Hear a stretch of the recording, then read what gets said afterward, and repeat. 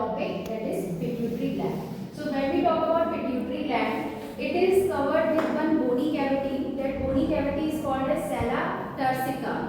Sella turcica, and it is attached to the hypothalamus with the help of a stalk.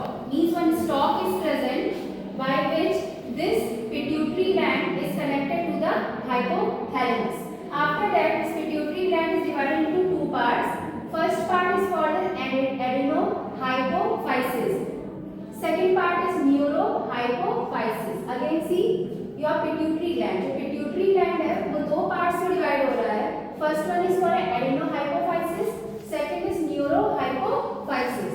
When we talk about adenohypophysis, जो हमारा first type है, it is again divided into two parts. First one is pars distalis.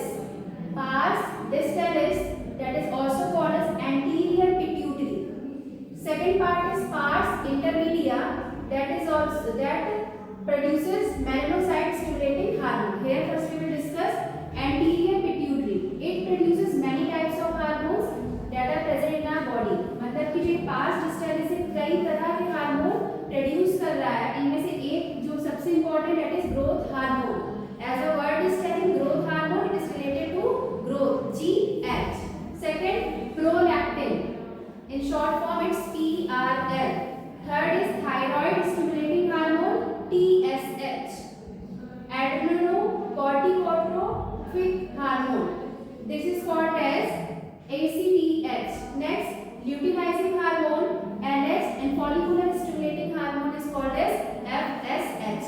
When we come to pars intermedia, it produces only one type of hormone, that is called a melanocyte stimulating hormone, MSH. Coming to this type, neurohypophysis, it is called as pars nervosa or post pituitary gland.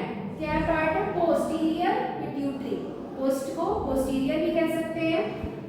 It produces two types of hormone, oxytocin and vasopressin. Oxytocin and vasopressin. Now we will discuss about what is the role of hormone that are present here in anterior pituitary. First hormone आपका आ जाता है growth hormone, या जिसको आप लोग कहते हैं GH. Growth hormone मतलब हाइट इंक्रीज करने में मदद कर रहा है. अगर इसका सिक्रीशन कैसा है? कम है.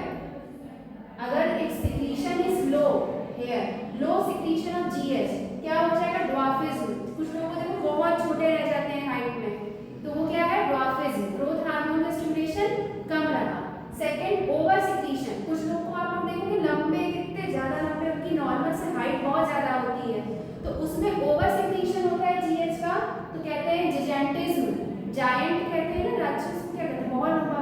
अब आप लोग ये नहीं कि जो भी लंबा मिले उसको आप लोग जायंट जायंट चिल्लाने लग जाओगे. जिजेंटिज्म. ठीक. नेक्स्ट आ जाइए. अगला क्या होता है? कुछ कुछ मिडिल एज के लोग, जैसे मिडिल एज के पीपल कौन हो गए? 45 से 60 तक के.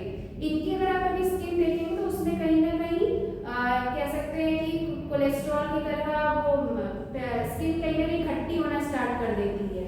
ठीक. तो इसको कहते हैं एक्रोमेगेली. एक्रोमेगेली एक्सेस जब ग्रोथ हार्मोन सिक्रीट होता है. ठीक. आगे